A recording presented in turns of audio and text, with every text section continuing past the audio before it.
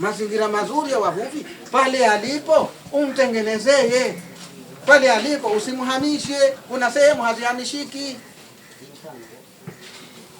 Uwezo ukamtoa mtu daraja bovu ukamlazimisha ende meli 8 na wakati ana kihori. Kusi anavuma miezi 9, kasikati miezi 3 ndani ya mwaka. Wale mazingira yao ni chini ya visiwa.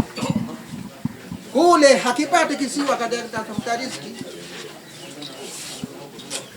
Kwa hivyo sisi hatujakataa wala hatujapinga mradi bwana. Na hile tukisema tu vyombo wenu kwenye site vitoeni, yote vinatoka. Wala kuna lakini tatizo huku porini, je, tukabidisha vyombo vyetu? Ngarawa pale pako wazi. Hatujakataa kwenda. Ushanifahamu? Lakini pale pepo zote zinaingia. Umande unaingia, kaskazi anaingia, Kusi anaingia. Ushanifahamu? Sasa vipi usalama wa vyombo vyetu hata kama utavunjwa mwamba? Lakini kama itakuwa upepo unaingia, basi vyombo lazima vitakokota. Kwa hiyo mimi nauliza kwamba usalama wa vyombo vyetu wakati utakapovuma upepo itakuwaje? Chombo changu kiko salama kwa sababu wimbi sio kubwa. Sasa kule tunako kwenda wimbi linakuwa kubwa, na ndio linalosababisha chombo kuburuta. Sasa tunaloomba tutengezee kwanza mazingira wimbi lisiwe kubwa, tupate sehemu husika. Kwa mujibu wa hali ilivyo hapa sasa hivi, huu uwekezaji utakuwa umeingia katika maeneo yote yetu hapa, na hili tulishalizungumza kwamba tunatengeneza miundombinu ya nyinyi kwenda sehemu nyingine ili mfanye shughuli zenu kwa uwazi na kwa uhakika zaidi.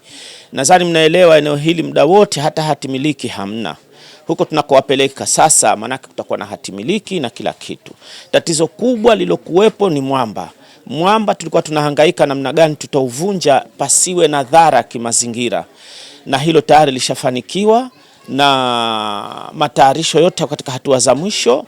Ilikuwa hakuna mtu ambaye anaweza kufanya kazi ile, lakini tumepata msaada wa Jeshi la Wananchi wa Tanzania.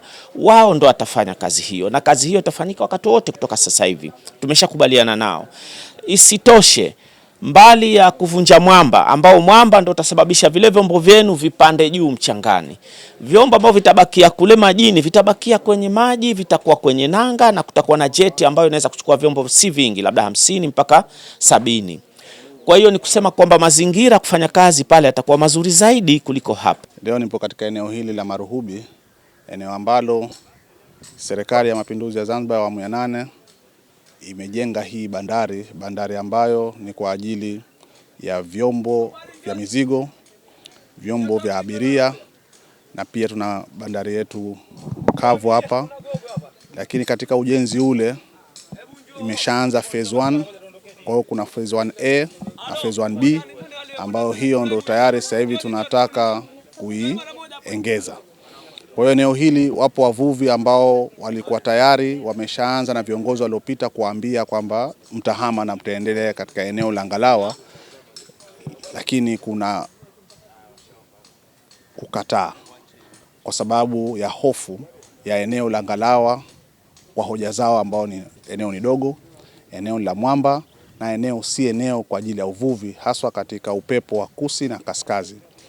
Lakini nashukuru sana uongozi wa Wizara ya Uchumi wa Buluu tukiwa na Katibu Mkuu amewahotoa hofu, kwa sababu ukiangalia michoro ya eneo hilo litakuwa ni eneo, kwanza ni eneo la kisasa ambao litaimarisha hali za wavuvi katika masuala mazima ya shughuli zao wanazozifanya na kuwaondoa pale walipo na kuwapeleka katika sehemu nyingine.